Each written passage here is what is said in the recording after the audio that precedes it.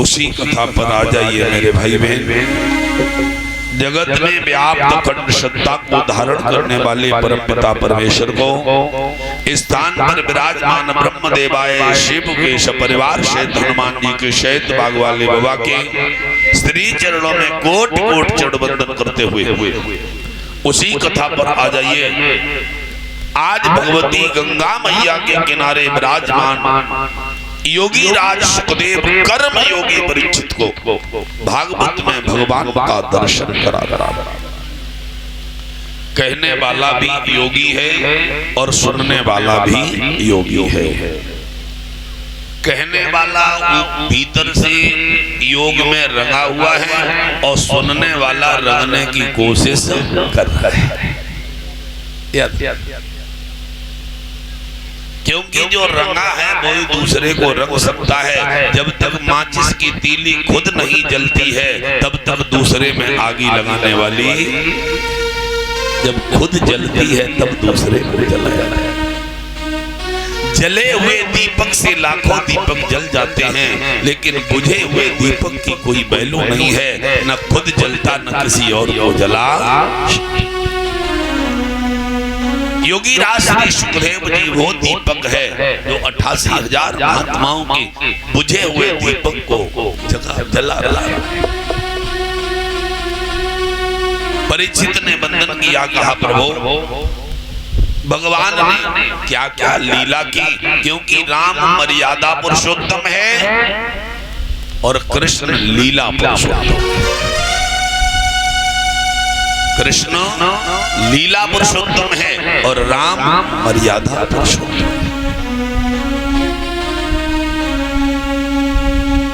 राम एक पत्नी व्रत धारण किए हुए गृहस्थाश्रम में प्रवेश किए और गृहस्थ कहलाए, और घनश्याम 16,108 देवियों के साथ रहते हुए भी योगी कहलाए हैं। बोल योगी महाराज की। भगवान योगी कहा। महाराज श्री सुखदेव जी कहते हैं राजन परीक्षित, बड़ी सुंदर कथा है।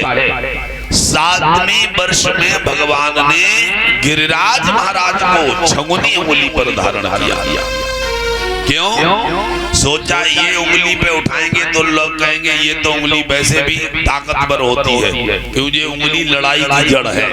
ऐसे करके खाम खाई 3 ना किसी को आगे कर दे, लठिया शुरू। और ये उंगली ताकतवर इसलिए बताएगी कि इसमें शनि देव का वास है।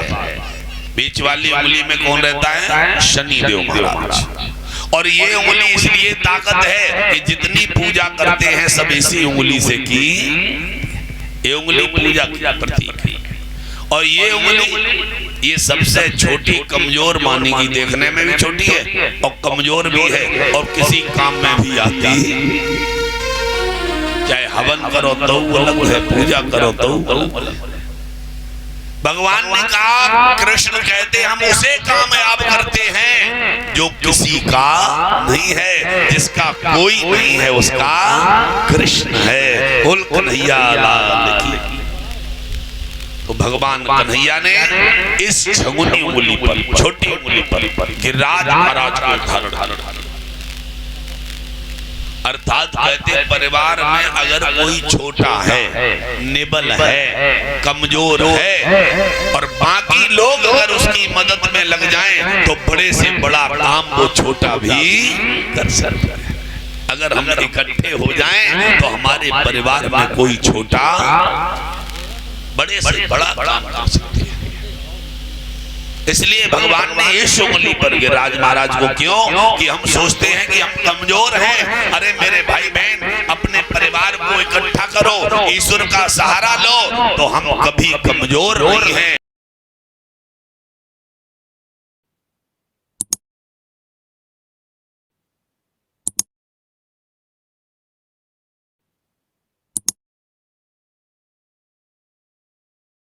क्योंकि हर एक का सहारा सबकी मदद करता है। उंगली पर छगुनी पर धारण किया प्रलय के मेघों को कथा सुनी आपने, इंद्र ने बरसाया, भगवान का कुछ नहीं बिगड़ा, इंद्र का अभिमान दूर हो गया। भगवान कहते हैं कि एक न एक दिन अहंकार को छोड़ना ही, सबके अंदर अहंकार। अब आप लोग को समझ तो होगी कि हमारे अंदर अहंकार नहीं है। अहंकार कलयुग का आभूषण है, क्योंकि यहाँ जो भी कहता ये मेरा बेटा है, ये भी अहंकार में ही होता है। ये मैंने इतना काम किया, ये मैंने मंदिर बनाया, ये मेरा है, ये टेंट मेरा है, ये शरीर मेरा है। जहां मैं और मेरा लग गया, वहां समझ लीजिए अहंकार आ गया। क्योंकि जब हम शरीर छोड़ करके जाते हैं, बुढ़ापा आता है, श्वास पूरी बैठती नहीं, दम घुटती नहीं है, दम घुट रही है, उस समय न बेटा तेरा है, न शरीर तेरा है, न धन तेरा है, उस समय सिर्फ ईश्वर ही तेरा है। बोल ठाकुर जी महाराज की। केवल ये भ्रम है कि मैं कर रहा हूं, ये मैं और मेरा। भगवान ने अहंकार को दूर किया, इंद्र का, सारे बाल वालों को एकता का बल दिखलाया कि एकता में कितना बड़ा बल है। हम एक हो जाएं तो कितना बड़ा बड़ा। आज क्यों दुख है, क्यों हम कोई काम नहीं कर सकते हैं? क्योंकि गांव बिखरा है, और गांव बिखरा बना रहे कोई दिक्कत नहीं, मोहल्ला बिखर गया है, और मोहल्ला भी बिखरा रहे कोई बात नहीं, फिर भी काम चल जाएगा। परिवार बिखर गया है, परिवार बिखर जाए चलो तब भी ठीक, यहाँ अपने ही बिखर, जहाँ बिखर गए हैं वही तो संकट है। जहाँ एक हो गए हैं वहां संकट है। भगवान कन्हैया ने अभी कथा सुन रहे थे कि कामदेव को अहंकार आया कि मैं बलवान हूं, तो काम जीत के लिए भगवान ने रासलीला की। भगवान दिखाना चाहते हैं कि मैं योगी हूं, और योगी के ओर पास तक काम वासना जाती। भगवान शिव नारी बन करके आए।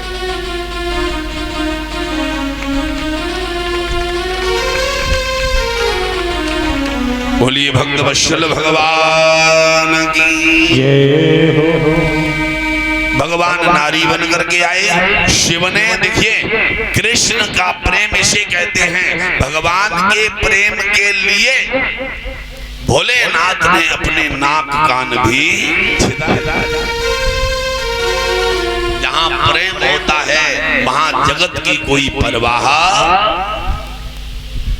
अगर ईश्वर से प्रेम है तो संसार की कोई परवाह नहीं है, और जहां मतभेद है, स्वार्थ है, वही संसार की परवाह। और जहां परवाह है वहां असली प्रेम है। पार्वती ने कहा लोग हंसेंगे भोलेनाथ,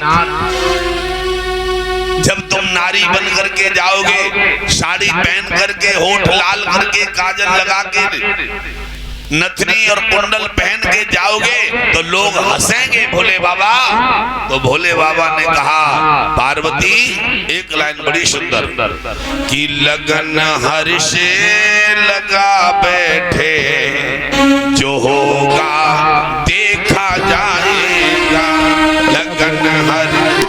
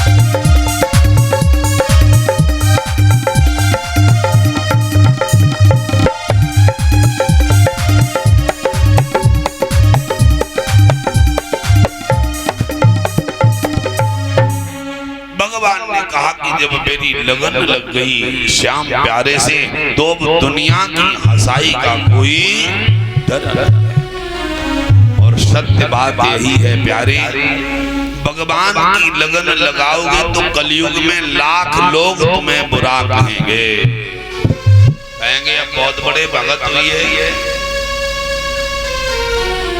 हमें लग रहा कि भगवान ने नहीं के बिक गए। क्यों भाई? क्यों? क्योंकि वो खुद तो कुछ करते नहीं है और तुम्हें भी करने। एक लोग चारपाई पे बैठे राम राम कर रहे थे, उठे, शरीर थोड़ा कमजोर था, बीमारी मारी थी, तो खटिया पे बैठ गए वो राम राम करने लगे। उनका पड़ोसी निकला, कहते तुम्हें इतना भी शऊर नहीं, पागल हो गए, चारपाई पे बैठे कहीं भजन किया जाता है? तो उन्होंने कहा भाई तुम कैसे करते हो? कहते हम कैसे वो नहीं करते हैं। कहते तेरे से हम तब भी अच्छे हैं, कम से कम चारपाई पे बैठ के तू करते है। क्यों भाई? तू कैसे भी नहीं करता है, इससे अच्छा तो जैसे करो मेरे भाई। भगवान ये नहीं कहता है जैसे मर्जी हो, भाव को भाव अनख आलस हो, नाम जपत मंगल दिसे। कैसे भी लो, भाव में कुभाव में शिथिल में चारपाई पे बैठ के बस नाम जपो प्यारे। भगवान भोले बाबा कहते हैं कि मुझे लगन लगी है, दुनिया हंसती रहे, मुझे दुनिया की परवाह नहीं है। और एक बात और बताऊं, कलयुग में अगर सबके मन की करके चलो, सबकी मान के चलो, तो कभी कुछ करने वाले, क्योंकि लोग यहाँ धोखा है। धोखा कैसा धोखा देखा है? खेत में धोखा काट दिया जाता है और उस धोखे का काम क्या होता है कि न खाता है न खाने। ऐसे ही दुनिया के लोग यहाँ धोखा है, न कुछ करेंगे न करने। भोले बाबा नाक कान छिदा कर आए, लेकिन कृष्ण की लगन लगी थी तो भगवान ने ऊंची चौकी पर बिठा दिया। और भगवान का नाम गोपेश्वर पड़ा है। बोल गोपेश्वर भगवान की जय। ऊंची चौकी पर कोई कौन बैठता है? जो भगवान से प्रेम करता है, जिसने सब कुछ ईश्वर पर छोड़ दिया है, उसे ही भगवान उठाता है। और जिसने सब कुछ अहंकार में अपना मान लिया है, उसे ही भगवान गिराता। सब तेरा।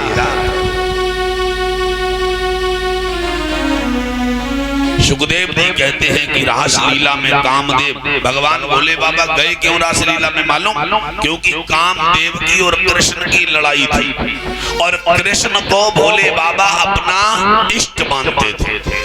सोचने लगे अगर कन्हैया हार गया तो हार हमारी है कि तुम्हारा कृष्ण हार गया। भोले बाबा मन ही मन सोचे, चाहे नाक छिदानी पड़े, चाहे कान छिदाने पड़े, चाहे साड़ी पहननी पड़े, लेकिन जाएंगे क्यों? क्योंकि कामदेव को मैं एक बार जला चुका हूं। मुझे देखते ही कामदेव की आधी ताकत खत्म। क्योंकि जो पेटो होए और बाँ पीटन वालों पहुंचिया है तो बाय देख के आदि भले बाँ को शेर हो, लेकिन जब सभा शेर पहुंचेगा तो आदि ताकत खत्म हो जाएगी। कामदेव शिव जी को देख करके ऊंट में बंधन हो गए। रासलीला हुई है, गोपी कृष्ण कामदेव ने सारे बाण चलाए हैं, लेकिन किसी गोपी के अंदर काम वासना जागृत नहीं हुई है। बोल काम जीत भगवान की। और भगवान का जहाँ भजन होता है, गोपी इंद्री है, कृष्ण परमात्मा है, शिव विश्वास है, पार्वती श्रद्धा है। और जहां इंद्रियां विश्वास श्रद्धा के सहित परमात्मा में लग जाती हैं, उस समय कभी कोई कामना रहती।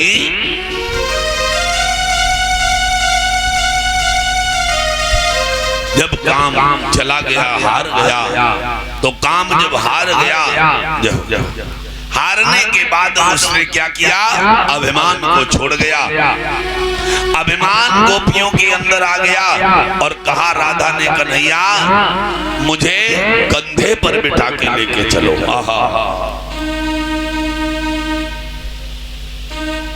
अहंकार आया, भगवान ने कहा ठीक है बिठाते, भगवान सबके मन की करता है।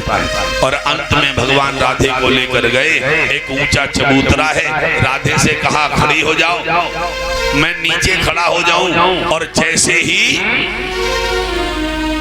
ही मेरे कंधे पर पैर रखना, धीरे धीरे और पूरा वजन रख करके बैठ जाना।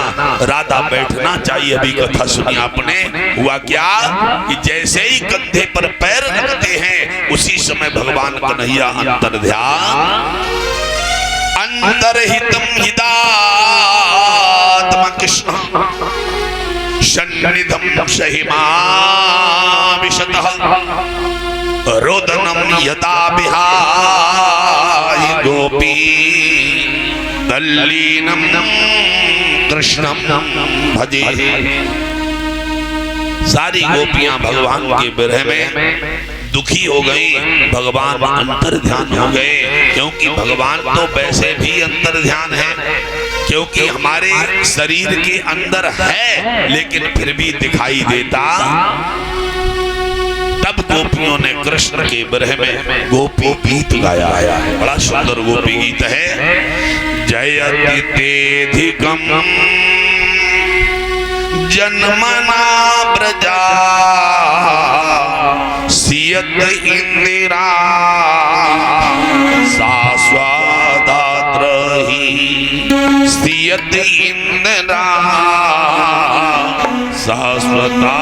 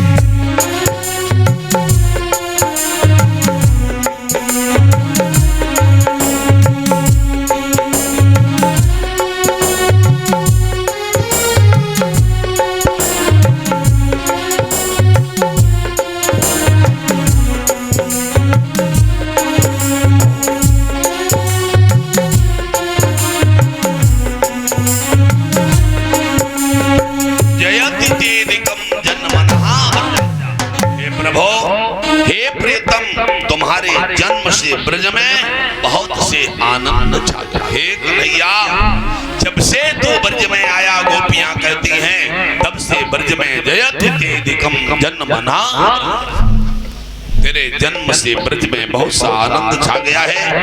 दयति दृश्यता चच्युतावकम कर्तावश्वामतीनम व्रजन्ते। हे कन्हैया, जब से तू ब्रज में आया है तब से घर घर लक्ष्मी का वास हो गया। और कृष्ण, जब तुम नहीं होगे तो लक्ष्मी कहाँ रहेगी? क्योंकि जहाँ ठाकुर है वहीं लक्ष्मी है, जहाँ कृष्ण है वहीं लक्ष्मी है, जहाँ नारायण है वहीं लक्ष्मी है। गोपियां कहती कन्हैया, जब तू नहीं होगा तो लक्ष्मी नहीं होगी, और लक्ष्मी नहीं होगी तो दुनिया में कोई काम होने वाला बिना लक्ष्मी के।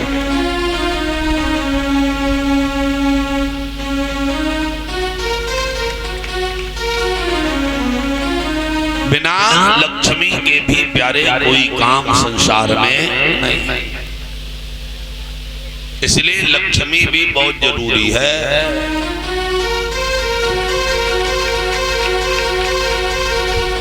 तुलसी जग में दुई बने, केवल दो ही संसार में बड़े हैं। तुलसी जग में दुई बड़े, कौन? एक पैसा एक राम, और राम नाम से मुक्ति है। पैसा से सब काम प्रभु दिए, पैसा से सब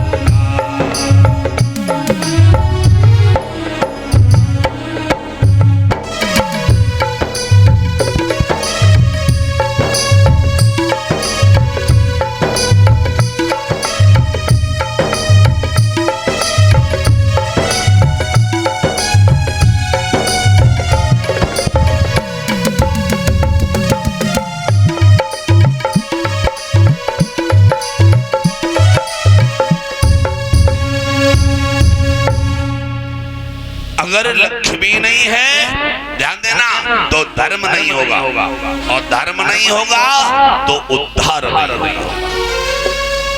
कहने लगे अब प्रभु जब से तू नहीं है तो लक्ष्मी माने शरीर में आत्मा कृष्ण है, और जब शरीर आत्मा शरीर में है कृष्ण है तभी तो हम धन पैदा कर सकते हैं। और जिस दिन लक्ष्मी शरीर से निकल जाए उस दिन मुर्दे के ऊपर पैसा फेंका जाता है, और मुर्दा 1 रुपया उठाने वाला ऊपर पैसे पड़े रहेंगे लेकिन 1 रुपया नहीं उठा पाए। क्यों? वैसे 1-1 रुपया के मारे हैरान है, क्योंकि 1-1 रुपए के लिए हैरानी होती है। और एक दिन लोग ऊपर उंगली भर के मारते हैं सीने, और तुम्हारे छोटे रुपया गिरदऊ हैं, उन्हें सामने कोई ना उठाए, बाद में भले उठाए। क्यों?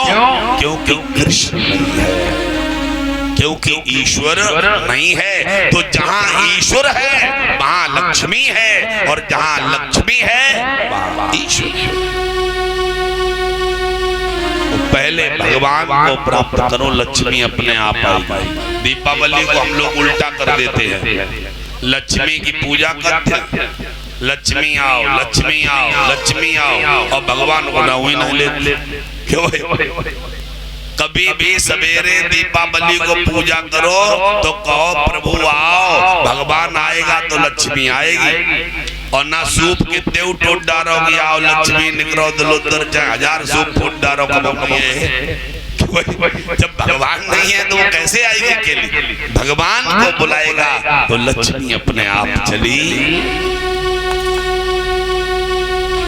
गोपियां कहती कन्हैया भज तुनोधिकम जयंती द्वादशम, नो भयम भजंत मेकम ब्रोह साधु।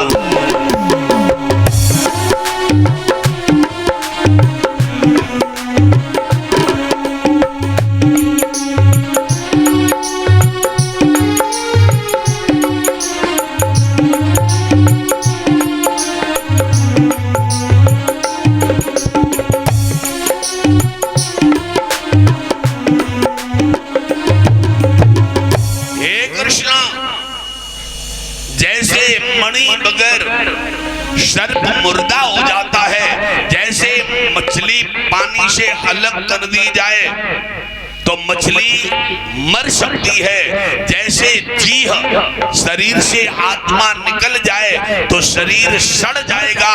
ये बिना पानी के मछली, बिना मणि के सर्प और बिना आत्मा के शरीर जैसे रहता है, ऐसे ही हम सब गोपियां कृष्ण तुम्हारे बिना तड़प रही हैं। बोल हारे के सहारे प्रभु। गोपियां कहती हैं दर्शिता हृदय चक्षुरंदरम, न जीवनम न मरणम कृष्ण शरणम व्रजा। न जीवनम न मरणम कृष्ण शरणम व्रजा।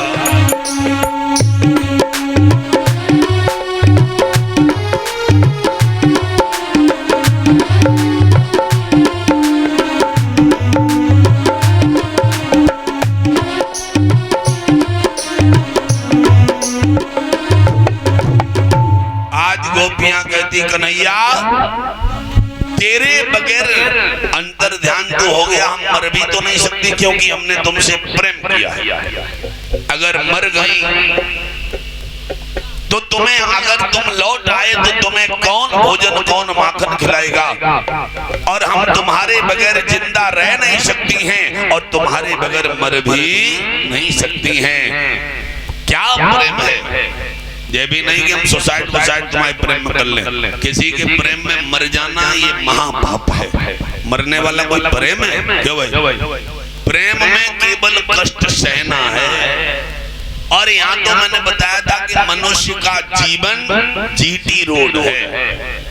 पता नहीं कहां से कन्हैया फूट दी जाए। रेलवे लाइन नहीं है कि कहीं कहीं जंक्शन है। यहाँ तो जीटी रोड है। कब बाईपास कर दिया जाए, कब मुड़ा दिया जाए, तो आज ये पता नहीं है कि कल कौन सा संकट रूपी रोड हमारे सामने से। मनुष्य का जीवन ही कष्टमय है। आनंद केवल है सुख की आस तजो मेरे भाई। कलयुग में सुख नहीं है। ये जगत बड़ा दुखदाई, सुख की आस तजो मेरे भाई।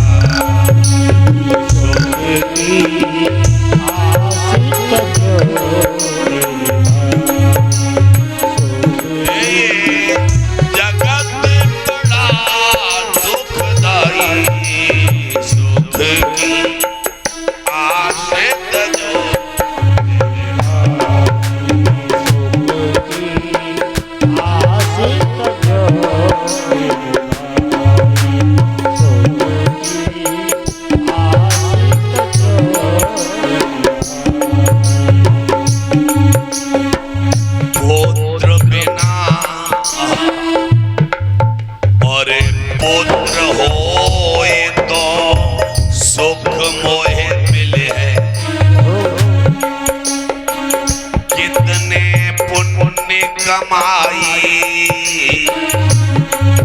हमारे यहाँ जब बेटा नहीं होता है तो घंटा बोलते हैं, कथा बोलते हैं, प्रसाद बोलते हैं कि एक बेटा हो जाए तो बहुत सुखी हो जाए। लेकिन पुत्र भयो और बहू आई गई, घर से दैनिक राई, सुख की आस तजो।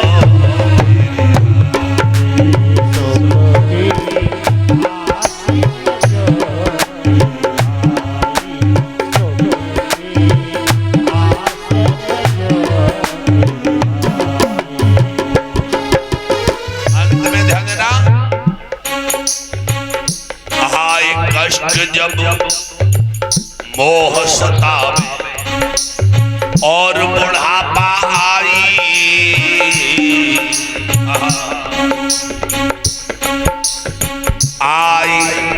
कष्ट जब मोह सतावे और बुढ़ापा आई, तो सुतदारा कोई काम न आवे। कोई बेटा बहू अंतिम समय काम नहीं आएगा। जब तुम हाथ पटकोगे, पैर पटकोगे, दम घुट रही होगी, आंख से आंसू निकल रहे होंगे, तब कोई तुम्हारे काम नहीं आएगा। अंत समय कोई काम न आवे, तब हरि होय सहाय, सुख की आस तजो।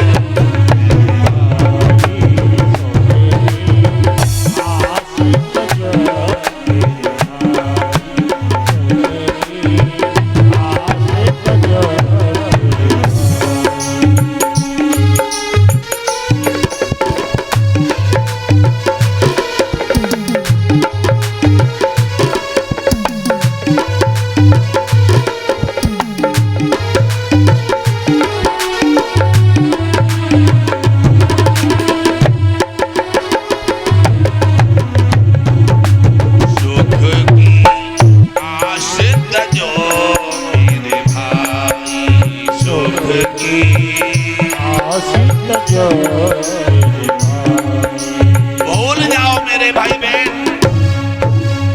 इस संसार में पैदा होने के बाद हमें सुख और कोई सुखी भाव। गर्भ में थे तो उल्टे लटक रहे, बल मूत्र भिष्टा भीतर गर्भ में तामे गबड़े आए रहे। क्यों भाई? और पैदा हुए तो साल 2 साल कब लेटरिन हो रही, मम्मी ने साफ कर दी तो नहीं कर दी, और नहीं तो लंगोटी पहनाई दी, 3-3 घंटा बाई में सब काम हो रहे, साफ ही नहीं हो रहे। क्यों भाई? और 2-3 साल के हुए, 2-3 साल के जैसे तैसे हो पाए, तब तक स्कूल में एडमिशन करवा दिया। क्यों भाई? अब घर की दाव अलग है और स्कूल की दाव अलग है। थोड़े बड़े हुए तो पढ़ाई लिखाई में पूरा तन मन झोंक दिया। जैसे ही 20, 22, 24 के भय, अब टेंशन में है कि नौकरी मिले, नौकरी मिले, रोटी ना खात, नींद ना आत, घंटा बोलत नौकरी के लिए, नौकरी ना मिल पाई। तब सोची कहूँ छोकरी मिले, ब्याह हुई है। क्यों भाई? अब नौकरी नहीं मिले तो ब्याह हो जाए, और ब्याह के चक्कर में 26-27 में ब्याह हो गया, और ब्याह हो गए, फिर जैसे ही बीबी और टीवी मिली, अब बुद्धि खराब हो गई। क्यों भाई? अब बीबी और टीवी में लग गए। धीरे धीरे अब ससुराल की माने कि घर बार की माने, उसमें फंसना, फिर टेंशन शुरू हो गया। धीरे धीरे 2 बच्चे हो गए। बच्चे होने के बाद फिर उनकी पढ़ाई लिखाई में, तब तक धीरे धीरे धीरे धीरे सिर हिलना शुरू। अब का हुए? अब सुख मिले, बोलो बोलो। पूरा जीवन निकल गया सुख ढूंढते ढूंढते प्यारे। तब तो गोस्वामी ने लिख दिया है कि कर छोड़े सब करम कुशाई, और सुखी न भये अभय।